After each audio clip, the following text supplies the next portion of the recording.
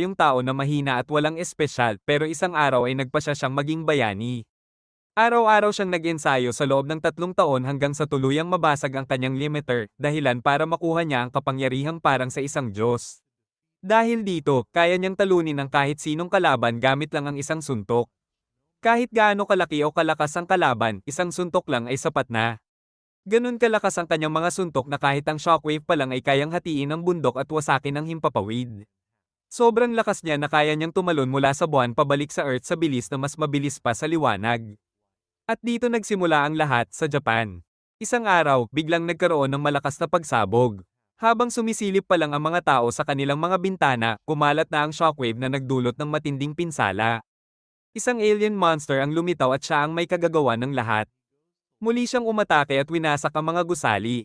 Kahit ang mga bayani ay isa-isang natalo ng halimaw na ito. Habang papalayo siya matapos talunin ang lahat, isang reporter ang nagtangkang magbabala sa mga tao pero winasak ng halimaw ang kanyang kamera. Subukan ang saklawng boses mo. Pumiling kantang bagay sa iyo. Kanyang kamera. Samantala, may isang hindi kilalang bayani ang paparating para iligtas ang mga tao. Sa gitna ng kaguluhan, isang batang babae ang umiiyak at humihingi ng tulong. Biglang lumitaw ang halimaw sa likod niya at muntik na siyang durugin, pero sa tamang oras ay may sumagip sa kanya. Napansin ng halimaw ang bilis ng lalaking iyon at sinabi niyang mabilis siya at tinanong kung sino siya. Sumagot ang lalaki na isa lang siyang bayani for fun. Nagalit ang halimaw at tinanong kung anong klaseng backstory iyon. Ipinakilala niya ang sarili bilang vaccine man at sinabing siya ay nabuo mula sa patuloy na polusyon na dulot ng mga tao.